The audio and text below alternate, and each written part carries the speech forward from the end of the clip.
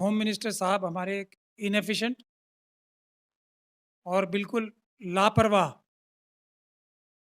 और careless home minister हैं। कश्मीर के गवर्नर की ताकत जो है किसी भी समय वहाँ के इलेक्टेड चीफ मिनिस्टर से भी ज़्यादा होती है। दोनों लापरवाही की वजह से भी उस होम मिनिस्टर को तुरंत इस्तीफा दे देना चाहिए। आपको लगता है नहीं दिया। उस होम मिनिस्टर को उस दिन के बाद से आज तक नींद नहीं आनी चाहिए थी। उन आतंकवादियों का तो हाथ है, पाकिस्तान का भी हाथ है, लेकिन कहीं ना कहीं जिम्मेदारी उस व्यक्ति की है जो उनको सुरक्षा मुहैया नहीं करा पाया। इनको ना सिर्फ इस्तीफा देना चाहिए बल्कि किसी भी संवैधानिक पद पे दोबारा कभी बैठने की हिम्मत नहीं करनी चाहिए। आरएसएस और बीजेपी को ये इंश्योर करना चाहिए कि किसी भी संवैधानिक पद पे ये कभी ना बैठे। इतना भी पुलिस अधिकारी से सांठ-गांठ कर ले, फिर भी उस व्यक्ति से फर्क पड़ता है जिसके पास उसकी चोरी के सबूत हो।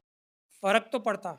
सतपाल मलिक जी को इस वक्त देश में सबसे बड़ी सुरक्षा, सबसे ज़्यादा सुरक्षा मिलनी चाहिए। कि जो भी घटना होगी वो अडानी जी की तरफ से ध्यान हटाने के लिए होगी, पुलवामा की तरफ से ध्यान हटाने के लिए होगी, चाइना ने 2000 किलोमीटर की जगह खा ली उसकी तरफ से ध्यान हटाने के लिए होगी। ये ऑटोमेटिक ज़्यादा से ज़्यादा जनता के जहन में आने लगी हैं बातें। मोदी जी, अमित शाह जी देश के किसी भी संवैधानिक पद पे बैठे हुए व्यक्ति और उसके परिवार से भी ज़्यादा कीमती हमारे लिए वो लोग हैं जो ये 5 लोग कल शहीद हुए। ठगी जब एक्सपोज होती है तो ठगों की दुर्दशा भी बहुत करती है जो जनता होती है। मतलब राम जेठमलानी साहब मोदी जी और अमित शाह जी को चीटर बता चुके हैं। ये एक एक वोट के लिए तरस जाएंगे, इनको एक वोट नहीं मिलेगा किसी भी कॉन्स्टिट्यूंसी से।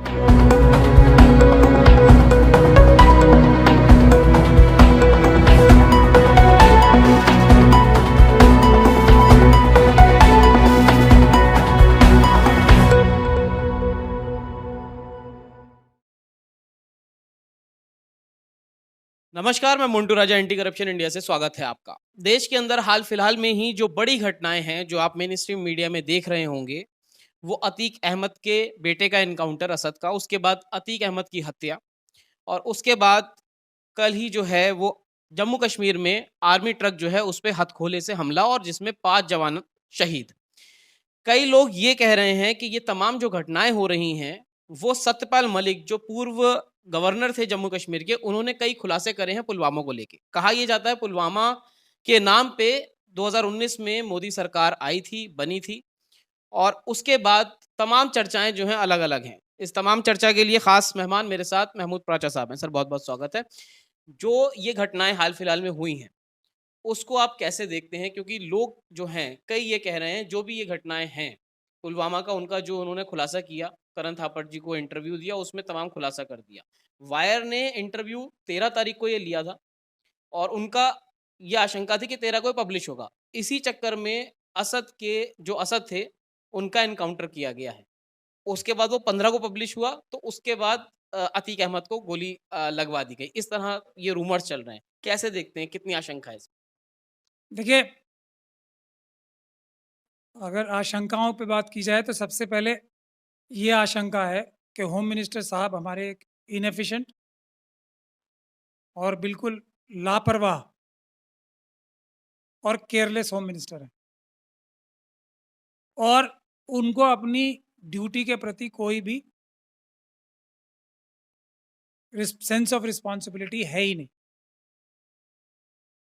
और ये बात पुलवामा की घटना जब सतपाल मलिक जी ने बताई तब सबसे ज़्यादा निकल के सामने आती है कि सतपाल मलिक जी जो कि गवर्नर थे कश्मीर के, और कश्मीर के गवर्नर का जो एक तरीके से प्रोटोकॉल होता है या जो उसकी स्टैंडिंग होती है वो देश के होम मिनिस्टर के बराबर कहीं ना कहीं होती है। आईबी उसको वो ब्रीफ करती है, रॉ ब्रीफ करती है, मिलिट्री इंटेलिजेंस तक ब्रीफ करती है कश्मीर के गवर्नर को, जो कि चीफ मिनिस्टर का भी ये हक नहीं होता, चीफ मिनिस्टर तक को नहीं करती है। जम्मू कश्मीर के इलेक्टेड चीफ मिनिस्टर को भी ये सारी एजेंसीज ब्रीफ नहीं करती। कश्मीर के गवर्नर की ताकत जो है किसी भी समय वहाँ के इलेक्टेड चीफ मिनिस्टर से भी ज़्यादा होती। तो वो व्यक्ति जब इस बात को कहे तब उससे पहले आपने देखा होगा कि मैंने इस बात में कभी इस नज़र से और मेरे जहन में भी कभी इस तरह की सोच नहीं आई कि क्या ऐसा भी हो सकता है, लेकिन जब गवर्नर ऑफ कश्मीर इस बात को कहेगा, रेलेवेंट टाइम पे जो गवर्नर, तब मैं भी एकदम से शॉक हो गया। तब मैंने इस लाइन पे सोचना शुरू किया। तो कोई भी होम मिनिस्टर जिसकी लापरवाही तक से, मैं बेध्यानी या कम अकली की बात नहीं कर रहा कि कैपेबल ही नहीं है।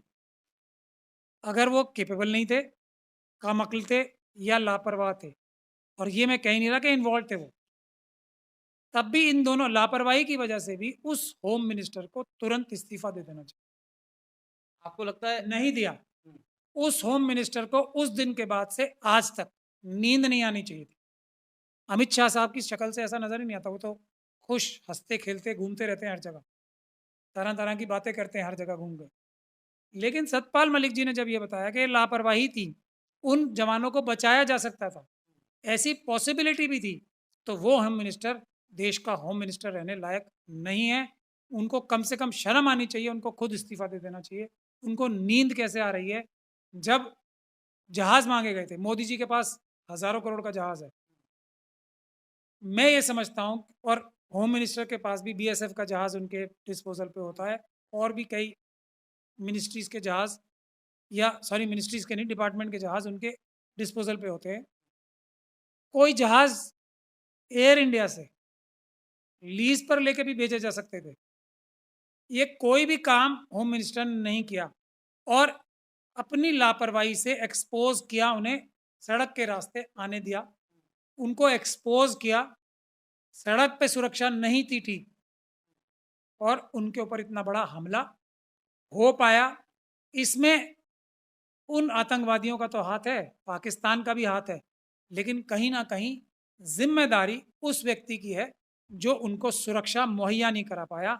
उसकी जिम्मेदारी भी कम नहीं होती, कि अगर चोर चोरी कर पाता है तो चौकीदार की भी जिम्मेदारी चोर से ज्यादा मैं मानता हूं। और इस केस में जिसमें गवर्नर साहब नेग्लिजेंस की बात कर रहे हैं, लापरवाही की बात कर रहे हैं, तो इनको ना सिर्फ इस्तीफा देना चाहिए, बल्कि किसी भी संवैधानिक पद पे दोबारा कभी बैठने की हिम्मत नहीं करनी चाहिए। आरएसएस और बीजेपी को ये इंश्योर करना चाहिए कि किसी भी संवैधानिक पद पे ये कभी ना बैठे। जैसे सर अभी तमाम जो है ये बयान आया, मेन स्ट्रीम मीडिया ने सरे से इसको कोई इंटरव्यू नहीं, कोई कुछ नहीं, कैसे देखते हैं? जनता कहाँ तक सोशल मीडिया पे एक्टिव है? सरकार, सतपाल मलिक ने साफ कहा है कि अगर मैं गलत बोल रहा हूँ तो मेरा खंडन करें, नहीं तो मुझसे बात की जाए। तो ना ही उनसे बात हो रही है, ना कोई भी मतलब कमेंट जो है गवर्नमेंट की तरफ से आया है, या एक तरह से कह सकते हैं कि इग्नोर उनको किया जा रहा है। क्या ऐसा हो सकता है कि वो अपना ऐसे ही जो स्टेटमेंट दिए हैं वो रहें, लेकिन उससे फ़र्क ही क्या पड़ रहा है गवर्नमेंट को? और क्या फ़र्क कैसे पड़ेगा उस गवर्नमेंट को? अभी तक तो कोई चीज़ सामने नज़र नहीं आ रही। देखिए, चोर को चोरी के सबूत जिसके पास होते हैं उससे फर्क तो पड़ता है, चाहे वो कितना भी व्यवस्था में ताकतवर हो जाए, कितना भी सिस्टम को डरा ले धमका ले, फर्क तो पड़ता है। कितना भी पुलिस अधिकारी से साठ गांठ कर ले, फिर भी उस व्यक्ति से फर्क पड़ता है जिसके पास उसकी चोरी के सबूत हो। फर्क तो पड़ता है। और इसीलिए मैं सोचता हूँ, और मेरे मुझे बहुत बड़ा अंदेशा है, सतपाल मलिक जी को इस वक्त देश में सबसे बड़ी सुरक्षा, सबसे ज़्यादा सुरक्षा मिलनी चाहिए। क्योंकि अगर उनकी बात ज़रा सी भी झूठी होती, तो मोदी जी तो छोटे छोटे डिफेमेशन के केस जो उनके खिलाफ होते हैं, राहुल गांधी जी ने कुछ बोला डिग्री के बारे में, अरविंद केजरीवाल जी ने बोला डिग्री के बारे में, उन्होंने बोला कुछ चोर जो मोदी नाम के थे वो भाग गए, तो दूसरों के कंधे पे बंदूक रख के डिफेमेशन के केस डलवा देते हैं मोदी जी। तो गुजरात में डलवा दिया, और अब यूनिवर्सिटी से डलवा दिया, लेकिन डिग्री की बात नहीं करते। उसी तरीके से सतपाल मलिक जी ने तो इतनी बात कर दी, तो इनके खिलाफ तो एनआईए की सारी फोर्स लगा देते अगर इस बात में सच नहीं होती। इस बात से हम लोगों का, खास तौर पे मेरा, सबूत जो शक है वो और मजबूत हो रहा है कि सतपाल मलिक जी सच बोल रहे हैं। उनकी बात में तथ्य है, सच्चाई है, और इसी वजह से उनके ऊपर कोई कानूनी कार्रवाई या क्रिमिनल एक्शन ना अमित शाह जी ले रहे हैं, ना मोदी जी ले रहे हैं। जैसे कि तमाम लोग ये कह रहे हैं कि ध्यान भटकाने के लिए अतीक और इस तरह की घटनाएं, उसके बाद कुछ लोग तो कह रहे हैं जो अभी हमला हुआ है आर्मी के ट्रक पे, कहीं ना कहीं एक साजिश के तहत ये तमाम चीजें बताई जा रही हैं कि जब जब चीजें ये उठ रही हैं उसको दबाने के लिए या फिर उससे ध्यान भटकाने के लिए इस तरह के कृत्य किए जा रहे हैं। कैसे देखते हैं इसको? पब्लिक परसेप्शन को सही रखने के लिए कि जनता में कोई भी कन्फ्यूजन ना फैले। किसी भी सरकार की सबसे बड़ी ज़िम्मेदारी होती है कि वो दूध का दूध और पानी का पानी साफ रखे जनता के सामने। इसके लिए भी ये ज़रूरी है कि देखिए अब इस तरह की कयास लगने लगी है कि जो भी घटना होगी वो अडानी जी की तरफ से ध्यान हटाने के लिए होगी, पुलवामा की तरफ से ध्यान हटाने के लिए होगी, चाइना ने 2000 किलोमीटर की जगह खा ली उसकी तरफ से ध्यान हटाने के लिए होगी। ये ऑटोमेटिक ज़्यादा से ज़्यादा जनता के ज़हन में आने लगी हैं बातें। इस परसेप्शन को झूठा साबित करने के लिए भी अगर आरएसएस, बीजेपी और मोदी जी और अमित शाह जी में इच्छा होगी इस परसेप्शन को दूर करने की भी, तब भी वो दूध का दूध, पानी का पानी करने के लिए इस पे इन्वेस्टिगेशन ऑर्डर करेंगे। इस पे एक निष्पक्ष जांच सुप्रीम कोर्ट के सिटिंग जज से करवाएंगे। और वैसे भी ये मुद्दा जो है, ऐसा मुद्दा है जो अडानी से भी ज़्यादा महत्वपूर्ण है। पुलवामा का मुद्दा मैं ऐसे मानता हूँ कि जो 40 जवान शहीद हुए हैं, उनकी फैमिलीज़ हमारे लिए मोदी जी की फैमिली से, खुद मोदी जी से, अमित शाह जी, उनकी फैमिली से भी ज़्यादा कीमती हैं ये फैमिलीज़। और वो जवान हमारे लिए मोदी जी, अमित शाह जी, देश के किसी भी संवैधानिक पद पे बैठे हुए व्यक्ति और उसके परिवार से भी ज़्यादा कीमती हमारे लिए वो लोग हैं जो ये 5 लोग कल शहीद हुए। छठा जो अभी इतने ज़्यादा सीरियस हालात में छठा हमारा जो सैनिक है, इन लोगों की जानें, इन लोगों की वैल्यू देश की नज़र में, हमारी नज़र में कोई भी व्यक्ति जो संवैधानिक पदों पे बैठा है, जो अच्छे-अच्छे लाखों रुपए के कपड़े पहनता है, जो इतने बड़े-बड़े जहाज़ों में घूमता है, जो करोड़ों लाखों करोड़ रुपए अपनी पब्लिसिटी पे, अपनी छवि सुधारने के लिए खर्च करता है, इसीलिए इन जवानों की ज़िंदगी हमारे लिए ज़्यादा कीमती है बनिस्बत दूसरे लोग। जनता को सर कैसे समझ में आएगी ये चीज़? क्योंकि तमाम चीज़ें जो हैं आजकल हर व्यक्ति जो है वो मोबाइल का इस्तेमाल करता है। कहीं न कहीं लाखों, करोड़ों लोगों को ये चीज़ें पता हैं।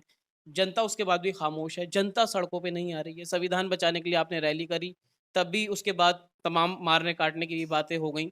लेकिन जनता कब समझ में आएगा जनता को? जनता कैसे आए सामने? आ रहा है ना, देखिए ठग ठगी कर कब कब पाता है? जब ज़्यादातर लोगों को बेवकूफ़ बना के रख सके। लेकिन ठगी जब एक्सपोज़ होती है, तो ठगों की दुर्दशा भी बहुत करती है जो जनता होती है। मतलब इनको एक-एक वोट के लिए तरसना पड़ेगा। जब इनकी ठगी और चीटिंग दुनिया के सामने आएगी। इनके खुद के वकील राम जेठमलानी साहब मोदी जी और अमित शाह जी को चीटर बता चुके हैं। तो ये वीडियो जारी करके उन्होंने चीटर बताया इन दोनों को। तो धीरे-धीरे करके अब देखिए उस दिन भी इतना डर, दहशत, गोली की धमकियाँ सबके बावजूद भी हज़ारों लोग हमारे साथ जुड़े। इतनी बड़ी संख्या में लोगों ने गिरफ्तारी दी हमारे साथ। हम पूरे देश में आह्वान कर रहे हैं कि लोग 10 लाख से भी ज़्यादा लोग लिस्ट बनाएँ हमारे साथ गिरफ्तारी देने के लिए। लाखों लोग सड़कों पे आएँ पीसफुल प्रोटेस्ट के लिए। तब देखिएगा जनता जागेगी और ये एक-एक वोट के लिए तरस जाएँगे। इनको एक वोट नहीं मिलेगा किसी भी कॉन्स्टिट्यूएंसी से। तो तमाम जो घटनाएँ आपने देखी, ये क्रोनोलॉजी को समझने की कोशिश कीजिए। कई लोग जो कह रहे हैं, उस तमाम चर्चा पे महमूद साहब से ही बात हुई है। आप इस पूरी जो देखा जा रहा है, जो घटनाएँ सीक्वेंस में हो रही हैं और एक जो अहम मुद्दा है, उससे ध्यान भटकाने के लिए कई लोग कह रहे हैं कि इस तरह के कृत्य किए जा रहे हैं। आप अपनी राय क्या रखते हैं इस पे? कमेंट द्वारा अपने विचार हमसे आप साझा करें। अगली अपडेट के साथ आपके सामने फिर प्रस्तुत होंगे। नमस्कार। सब्सक्राइब करें हमारे YouTube चैनल को और बने रहें हमारे साथ।